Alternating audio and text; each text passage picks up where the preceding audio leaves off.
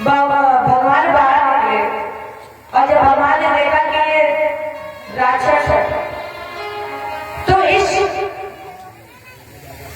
व्योमासुर के पकड़े दोनों सिंह और पीछे की तरफ धक्का देकर एक बार आगे झटका लगाया और ये मुंह के बल गिर गया। और जब ये मुंह के बल गिर गया तो भगवान ने ऊपर से मुष्टि का प्रहार किया, वैसे व्योमासुर का भी उद्धार हो गया। जय बोले कृष्ण भगवान की जय हो।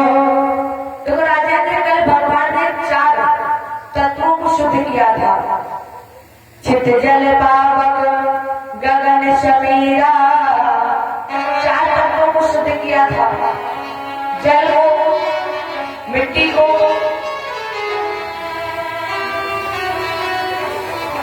हवा को, जो बवंडर बन के गया था। जो जब 4 तत्व शुद्ध हो गए तो बचा एक था व्योमा। आज भगवान ने इसका भी उद्धार कर दिया। व्योम माने आकाश। और जब 5 तत्व संतुलित हो गए तो प्रगति का प्रदूषण समाप्त हो गया। कंस ने जितने भी अधर्मी अन्यायी आतंकियों पापियों को भेजा था, भगवान ने एक एक करके सबका उद्धार कर दिया। कोई भी लौट करके वापस नहीं गया, सबको भगवान ने उतार दिया। नारद जी ने कहा कि अगर इस तरह का से एक एक को भेजता रहेगा तो न जाने कितना समय लगेगा।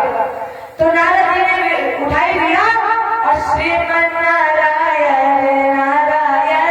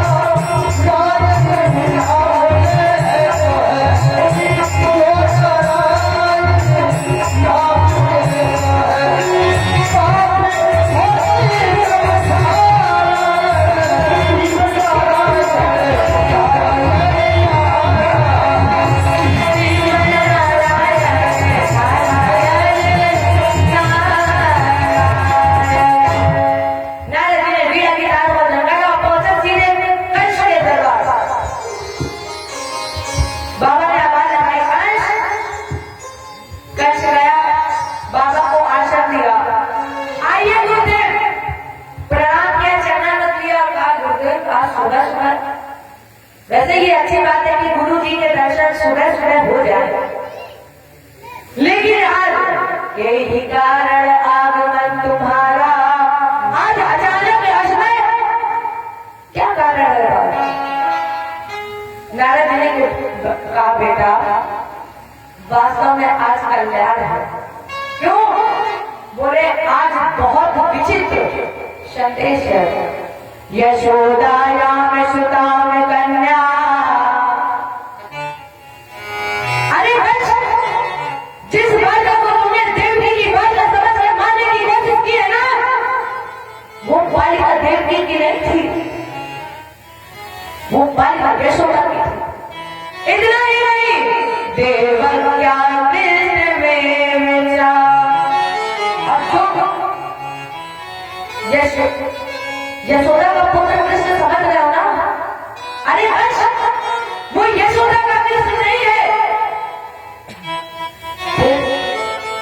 वो देवकी का 8वां पुत्र है। इतना ही नहीं है, राम चारो मेरी पुत्रम वसुदेवेन विदुर्भता। अरे कंस, जो तुम रोहिणी का पुत्र बलराम समझ रहे हो ना, ये भी रोहिणी का पुत्र बलराम नहीं है, बल्कि ये देवकी का 7वां पुत्र बलराम है। अरे कंस, इतना ही नहीं, इसमें मायापति का भी हाथ है। अरे कंस, इतना ही नहीं, ये बात यशोदा और बाबा नंद को भी पता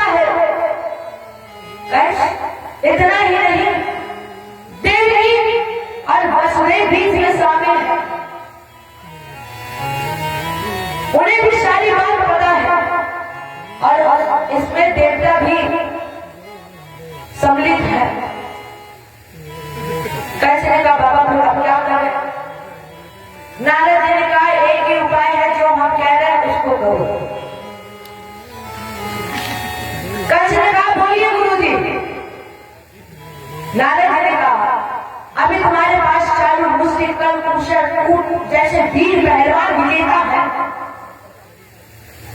पर इनका बल आजमाने के लिए अपने आप कुश्ती कराओ।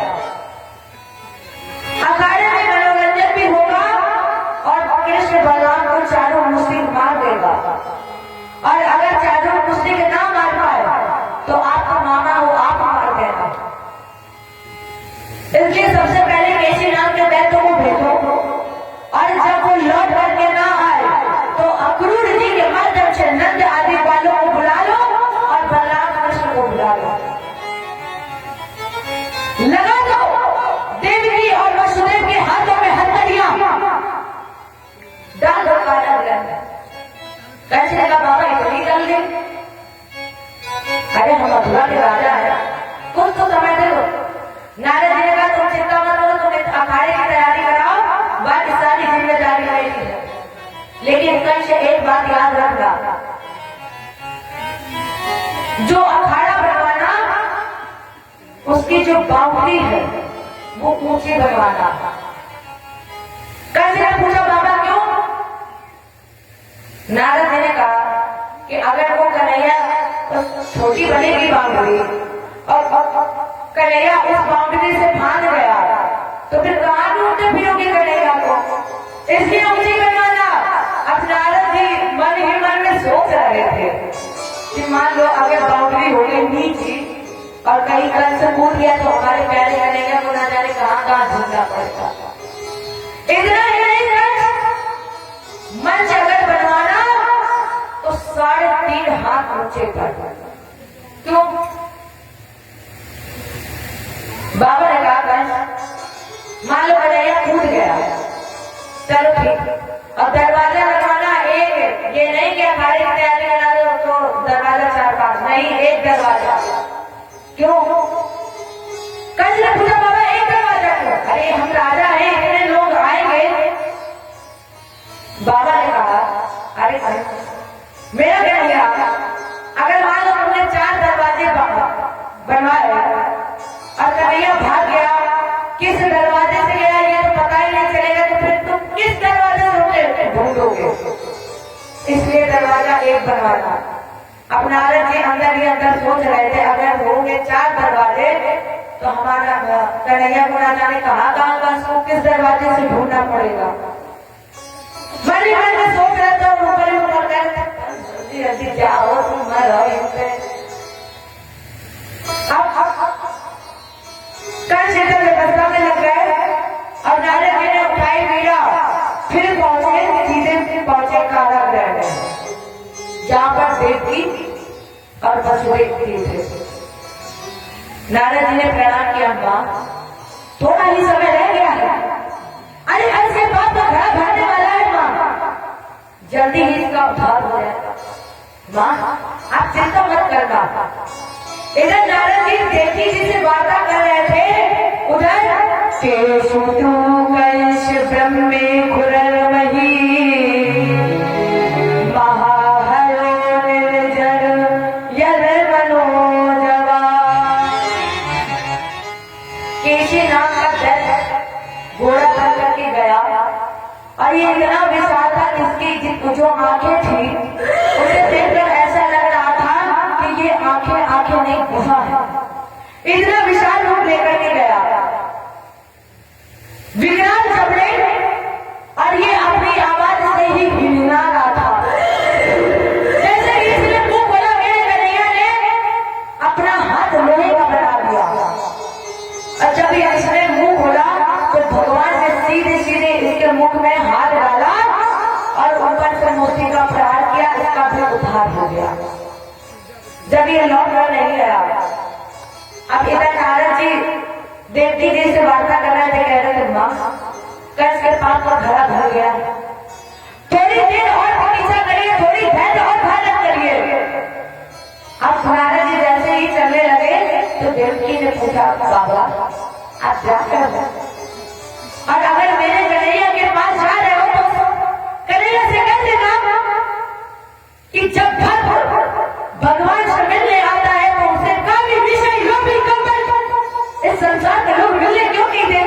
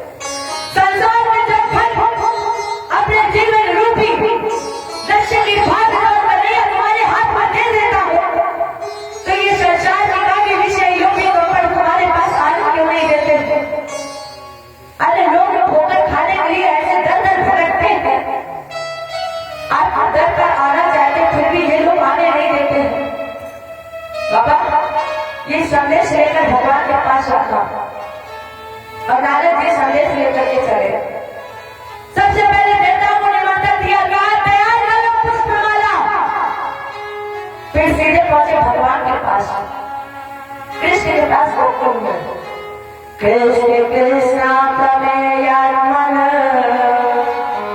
योगेश जगदीश्वर वासुदेवाखिलावासय स्वात्मतां प्रभुरा प्रभु चारुणं मुष्टिकं चैव मल्लायानयासहस्तिनां कंसचारितं रक्षे। हे कृष्ण, हम आपके चरणों में प्रणाम करते हैं इस कामना के साथ कि चारों ओर से कल कुशल कूट जितने भी कंस में 8 भाई हैं, 8 भाइयों समेत कंस परसों मार दिया जाए। इस कामना के साथ ये नर बाबा आपको प्रणाम करता है। कन्हैया बोले बाबा अरे जाना तो हम भी चाहते हैं, लेकिन जब मामा हमें बुलाए तब तो हम जाए। नारद जी ने कहा बस आप हमें जाने दो, अभी आता ही होगा, अभी आपके पास अपना आता ही होगा, बस हमें जाने दो। इधर कंस ने सूर्यास्त के समय अक्रूर जी के हाथ में पत्र दिया और कहा कि कल तुम ये पत्र ले जाकर के गोकुल में दे देना।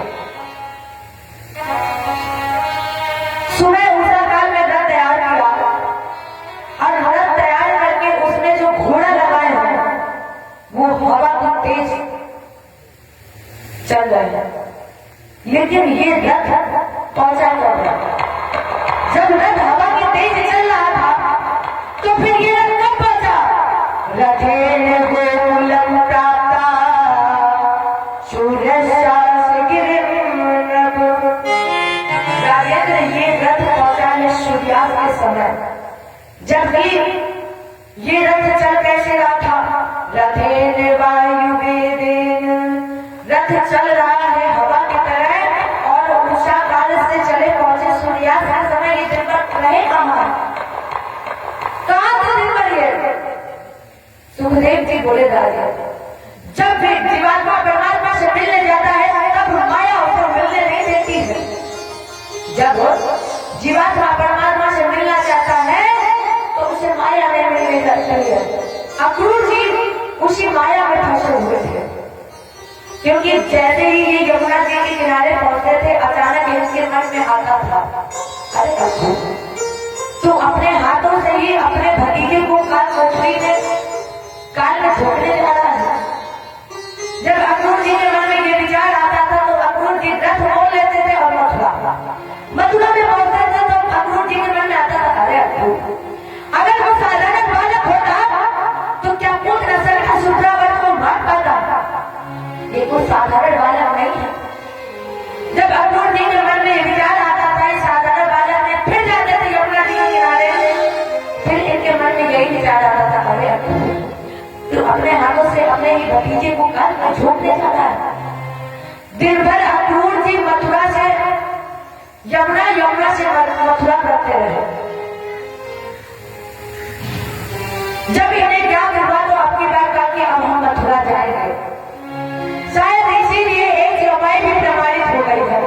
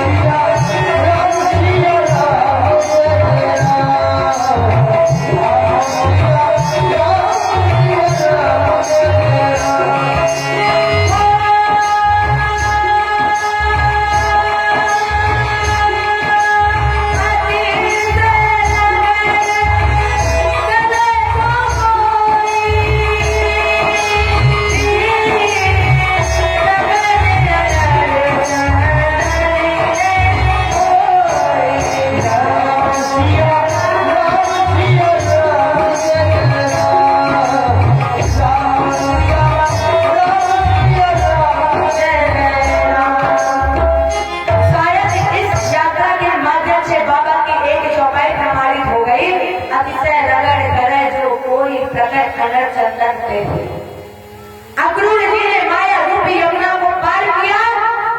सूर्यास्त हो चुका था। हमारे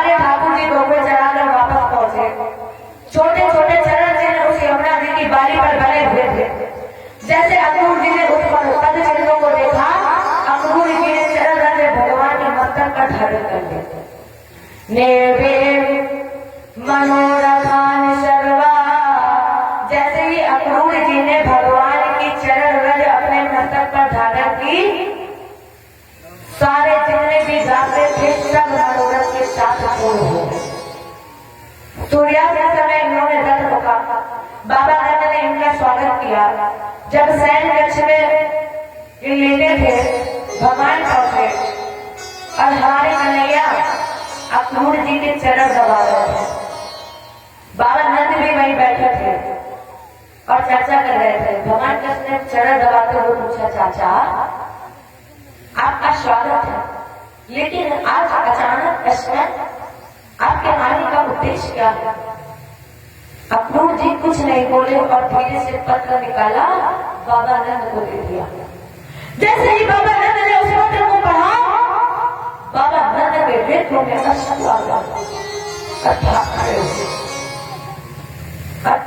सीधे पहुंचे मैया यशोदा के पास। कन्हैया ने कहा, चाचा अरे उस पत्र में ऐसा क्या लिखा था जिससे मेरे बाबा पढ़कर रोने लगे? ऐसा क्या लिखा था? अक्रूर जी ने कहा, कन्हैया वो तेरे मामा का पत्र था। मामा अच्छा पत्र है और तुम्हें बैल हाथ से बुलाया है, तुम्हें मारना चाहता है, बैल की भावना से बुलाया है। इसलिए भगवान, इसलिए कृष्ण हम ये चाहते हैं कि तुम उस पत्र को अस्वीकार कर दो, मत जाओ, अस्वीकार कर दो उस पत्र को, मत जाओ। इधर जैसे इधर बाबा ने यशोदा जी को पत्र दिया, यशोदा जी ने उस पत्र को पढ़ा, पढ़ते ही यशोदा जी रोने लगे। आज यशोदा रो रही थी। कन्हैया ने कहा, चाचा आज मेरे मामा ने मुझे 11 साल में पहली बार बुलाया है, और जब 11 साल में मुझे पहली बार बुलाया तो आप कह रहे कि मत जाओ। चाचा आपका पत्र देना, आपने पत्र दे दिया है, जाना ना जाना मेरे ऊपर है, मैं जाऊंगा जाऊंगा। चाचा अरे आज मेरे मामा ने मुझे 11 साल में पहली बार बुलाया है, इसलिए मैं जाऊंगा। इधर जैसे ही मैया यशोदा ने उस पत्र को पढ़ा, मैया यशोदा रोने लगी। अब कहा कि मेरा लाल मुझे छोड़कर चला जाएगा। सब जानते थे कि एक बार कन्हैया अगर चला गया तो लौट करके नहीं आएगा। कन्हैया जब काम आएगा, ऐसा मतलब विश्वास करो, मैं परसों लौट आऊंगा। लेकिन कन्हैया के इतना कहने पर भी यशोदा जानती थी कि मेरा लाला चला जाएगा तो वो लौट कर नहीं आएगा। मैया ने कहा, लाला मत मुझे छोड़कर तुम चले जाओगे तो मेरा क्या होगा? कन्हैया ने कहा, माँ मैं परसों लौट कर आ जाऊंगा। माँ मैं जब चला जाऊंगा तो मुझे माँ में खिलाने वाला कोई नहीं होगा। माँ जब तक मैं यहाँ हूँ तब तक आप अपने हाथों से माँ को खिला रही है। यशोदा मैया इतना रो रही थी, लेकिन फिर भी कन्हैया समझा रहे थे, माँ मैं लौट आऊंगा, भरोसा करो एक बार। यशोदा जी ने कहा, लाला तू नहीं लौट कर आएगा, तू एक बार चला गया तो फिर नहीं आएगा। धीरे धीरे करके ये खबर पूरे कुकुर में फैल गई, पूरे देश में फैल गई। केवल यशोदा जी ही नहीं रोती थी, जितनी गोपियां थी सब रोने की कहने की, लाला मुझे छोड़ करके मत जाओ। अरे तुम चले जाओगे तो क्या होगा प्रति यशोदा का, क्या होगा गोपियां का, जो गोपियां तुमको ही सब कुछ मानती थी। इतना प्रेम करती थी गोपियां कन्हैया से कि कोई जाने नहीं देना चाहते थे। लाला मत जब मुझे छोड़कर, अरे तू चला जाएगा तो तेरी मैया का क्या होगा, कैसे रहेगी तेरी मैया? आज रात यशोदा और गोपियां ही नहीं, राधा जी भी रो रही थी। कन्हैया राधा की महल में गए। कन्हैया ने राधा जी की तरफ नजर उठा के भी नहीं लौटा। राधा तुम रो रही हो? अरे तुम्हें तो पता है कि इस जगह यहाँ पर हम दोनों क्यों आए हैं? राधा मत रो, अरे तुम रोगे तो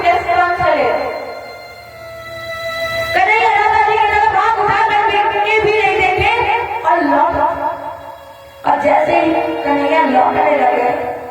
राधा पीछे पीछे भाग रही थी, उम्मीद कर रही थी कि एक बार कन्हैया मुझे मुड़ कर देखे, एक बार कन्हैया मेरी तरफ आंख उठा करके देखे। लेकिन फिर भी इतना प्रेम करते थे कन्हैया राधा जी से कि राधा जी की तरफ आंख उठा करके भी नहीं देखा और चल राधा जी के मुख द्वार पर ललिता गई। भगवान ने ललिता की तरफ भी नहीं देखा और सर झुका करके कहा, ललिता मेरी राधा का ध्यान रखना। ललिता मेरे जाने के बाद मेरी राधा को कौन नहीं धोखा। ललिता क्षण प्रति क्षण मेरी राधा का ध्यान रखना, उसे कुछ होना नहीं चाहिए। इतना प्रेम करते थे राधा जी से कि भगवान कृष्ण ने ललिता की तरफ भी आंख उठा करके नहीं देखा, सर झुकाए खड़े रहे। तो कल ललिता मैं परसों लौट आऊंगा, मेरी राधा का ध्यान रखना। जबकि सभी वाले सभी गोपियां मैया यशोदा सब जानते थे कि मेरा कन्हैया एक बार चला जाएगा तो वो लौट करके नहीं आएगा। बाबा नंद ग्वालियर अरे जितने भी दूध दही माखा थे सब मथुरा लेकर के चले गए। सबसे अंत में अक्रूर जी ने रथ तैयार किया और जैसे ही रथ तैयार किया भगवान कृष्ण और बलराम उस रथ पर बैठे थे। मैंने यशोदा ने कहा, अरे विधाना तुम्हें दया नहीं आती है? अरे कृष्ण और बलराम तो मेरे प्राण प्रिय हैं और आज तुम मेरे प्राण प्रिय को मुझसे दूर कर रहे हो। जब मेरी जान मेरे प्राण प्रिय चले जाएंगे तो इस वृद्ध यशोदा में क्या रहेगा? अरे ब्रह्मा तू कितना निर्दयी है, तू कितना कठोर है। अरे जब तुझे मेरे पुत्र को छीना ही था, दूर करना ही था, तो इस वृद्ध यशोदा के गोद में पुत्र लाए ही क्यों थे? अरे ब्रह्मा तू कितना निर्दयी है। आज यशोदा जी के साथ साथ सारी वृक्ष गोपियों ने मर्यादा का उल्लंघन कर दिया। आज वही भैया यशोदा ने पहली रागी है जब भगवान कृष्ण ने मटकी तोड़ी और कृष्ण को मारने के लिए मैया यशोदा पीछे पीछे भाग रही थी और कन्हैया आगे आगे भाग रहे थे। कन्हैया टहली के बाहर निकल गए, लेकिन मैया यशोदा उसी टहली पर बैठ गई थी, बाहर नहीं गई थी। आज उसी मैया यशोदा ने टहली राग दी और भाग गई। अरे जाना मत जाओ मुझे छोड़कर, क्या होगा जब तुम चले जाओ?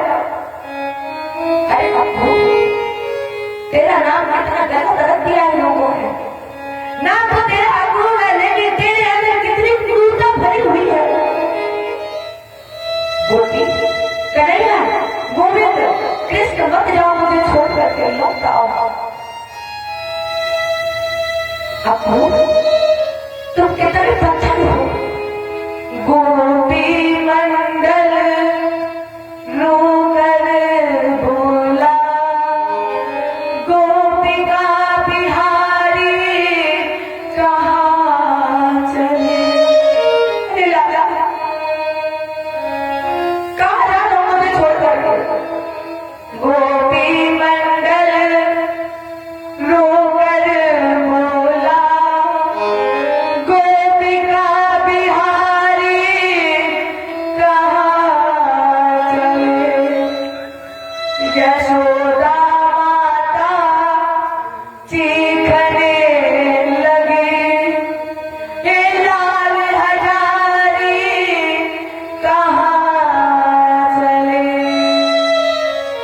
आज यशोदा राधा की गोपियां सब भाग खड़ी हुई है। लाला मत जाओ मुझे छोड़कर। यशोदा राधा की गोपियां ही नहीं, गोवर्धन से आवाज उठी, हे गिरधारी कहाँ चले। वृंदावन का बन बोल उठा, ए विपिन बिहारी कहाँ चले। वो गोवर्धन भी सुन गया, मानो कह रहा कि हे गिरधार तेरे जाने के बाद जब यहाँ इंद्र को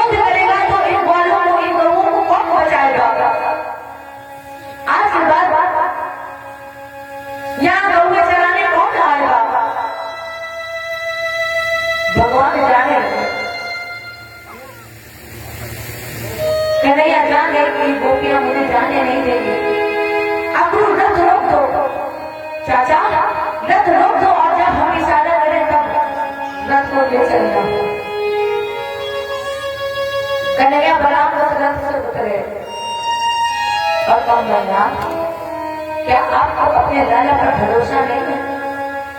अरे मैं परसों लौट आऊंगा, आप उस पर भरोसा करिए। यशोदा जी जानती थी कि मेरा लाला लौट कर नहीं आएगा।